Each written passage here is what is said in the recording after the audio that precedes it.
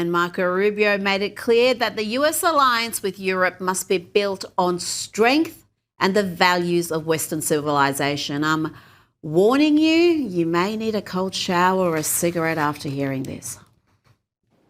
We do not seek to separate, but to revitalize an old friendship and renew the greatest civilization in human history. What we want is a reinvigorated alliance that recognizes that what has ailed our societies is not just a set of bad policies, but a malaise of hopelessness and complacency.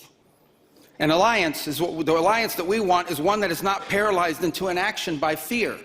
Fear of climate change, fear of war, fear of technology. Instead, we want an alliance that boldly races into the future. And the only fear we have is the fear of the shame of not leaving our nations prouder, stronger, and wealthier for our children. An alliance ready to defend our people, to safeguard our interests, and to preserve the freedom of action that allows us to shape our own destiny. Not one that exists to operate a global welfare state and atone for the purported sins of past generations. Joining me now is Newsweek Senior Editor-at-Large Josh Hammer. Josh, the Secretary of State received a standing ovation after that speech. That is something to behold from the European political class. And that speech was profound, every single word. Rita, it's a defining speech for Marco Rubio. He has already been a historic Secretary of State. He's the first man since Henry Kissinger to serve in the dual capacity as Secretary of State and National Security Advisor.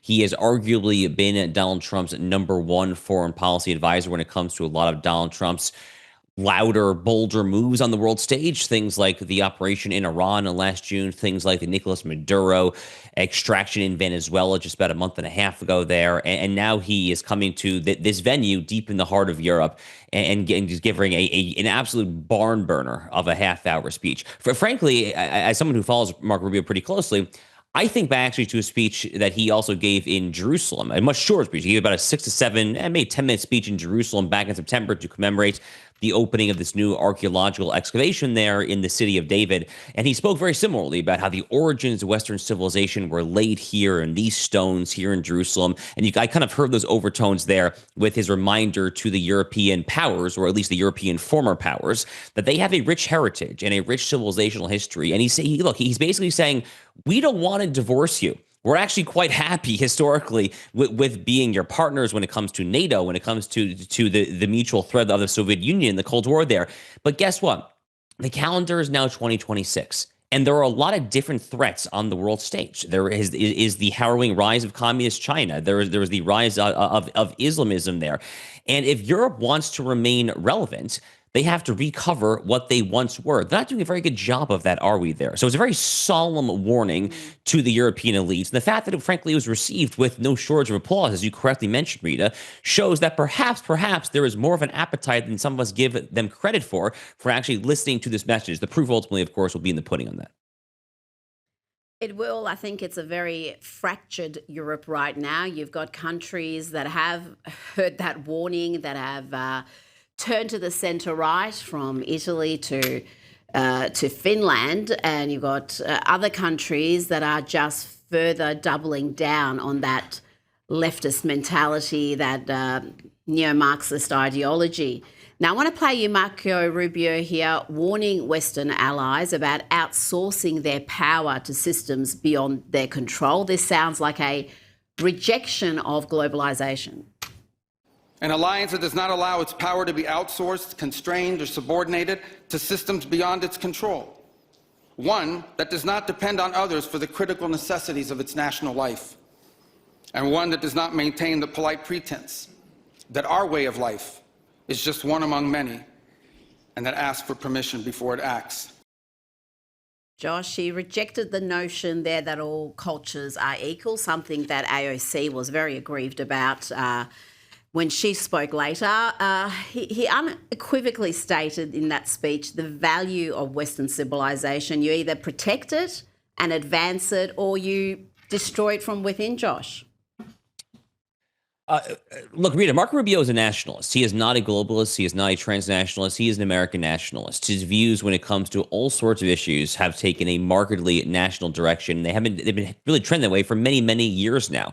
I actually remember back in 2019, again, I follow Marco Rubio pretty closely, especially as a Floridian by choice.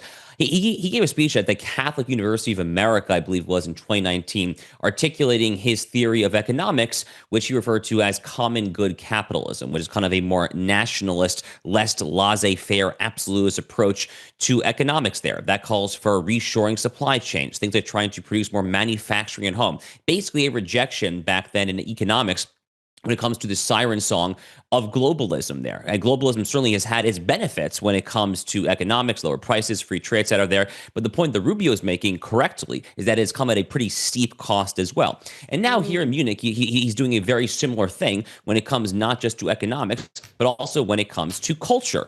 He is correctly saying that not all cultures are equal. In fact, some cultures, I would argue, I think probably Rubio would too, are objectively better than others in pretty much every demonstrable empirical way possible when it comes to standards of living, when it comes to GDP, when it comes to material wealth, when it comes to subjective indications of personal happiness there. And this is the modern Republican Party, Rita. This is the Republican Party of the 2020s. It's not George W. Bush's Republican Party. Back in his second inaugural address in January 2005, Bush famously spoke of the freedom agenda and how it was America's role to forcibly export its idiosyncratic version of Western liberalism to all places of the world there. He basically said that the Taliban just wants this Jeffersonian Lockean liberalism. And here's Marco Rubio 20 years later basically saying, actually, no. That's not the case. There are some cultures that don't want what we want there. And ultimately, it's up to America to protect her interests and then to ally with like-minded countries to better secure and protect their own regions there. That's in theory where Europe comes in. Again, the relevant part here is in theory.